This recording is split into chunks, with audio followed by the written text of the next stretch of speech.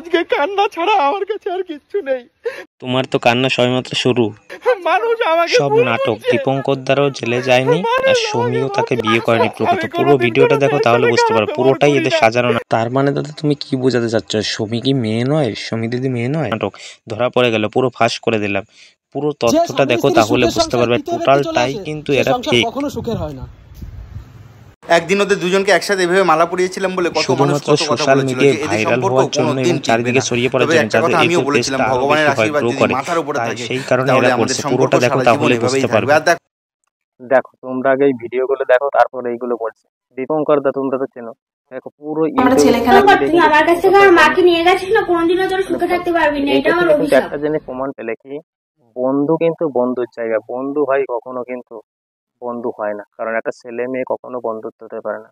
আর খালকেটাই কুমিরানা যাকে বলে, তাকে খুব অনেক আগে থেকেই চিনি। মানে সে সবার সঙ্গে মিশতে পারতো, মন মানসিকতা খুবই সরল ছিল। এখনো কিন্তু মনে কোনো অহংকার নেই। কিন্তু মনে অহংকার না থাকলে কুট বুদ্ধিতে কখন কিভাবে ঢুকে গেল, মানুষ বলে না ওই একটা জায়গায় থাকতে হলে এক এক রকম হয়। তো দীপঙ্করদের এই ভিডিওগুলো না দেখলে বুঝতে পারো না। তবে দীপঙ্কর না একদম সব থেকে ঘৃণাত্মক, সব থেকে বাজে কাজ করলো।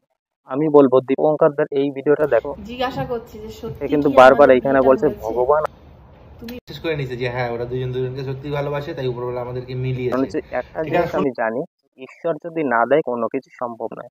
ঈশ্বর যার সঙ্গে যার সেটিং সেটা। তো সেই দিক থেকে ভগবানকে ঠিক আছে, তুমি বলছো যে সৌমি তোমার কপালে ছিল, তোমরা প্রেম করেছো, ভগবান তোমাদের মিলেছে, এটা আমি মানছি, ঠিক আছে, এটা তোমার কপালে ছিল। কিন্তু ওই বাচ্চা মেয়েটা কি দোষ করেছে? অর্থাৎ সুমি বৌদির যে মেয়ে আছে সে কি দোষ করেছে? তুমি যখন একটা সংসার ভেঙে নিয়ে এসেছিলে, তাহলে ওই বাচ্চা মেয়েটার অবস্থা কি হবে এটা তোমার ভাবা উচিত ছিল।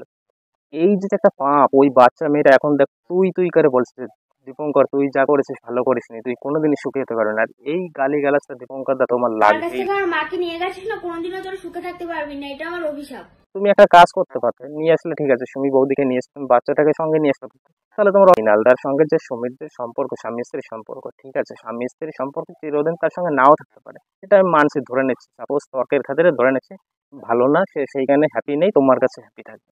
তো বাবা তোমার কাছে হ্যাপি, কিন্তু বাচ্চা মেয়েটা কি অপরাধ দেখো তো, এই বাচ্চা মেয়েটা কিভাবে কান্না করছে দেখতে পাচ্ছ?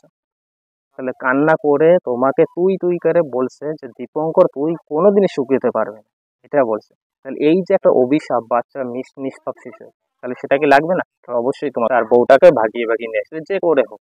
এই কারণেই কিন্তু কথায় বলে একটা ছেলে আর একটা মেয়ে কখনো কিন্তু বন্ধুত্ব হতে পারে না। তাদের একটা দিনের পরে সম্পর্কটা গভীর হবে, গভীর থেকে প্রেম, প্রেম থেকে ভালোবাসা, ভালোবাসা থেকে বিয়ে, তারপর তোমার মতো ফুল সাজবে।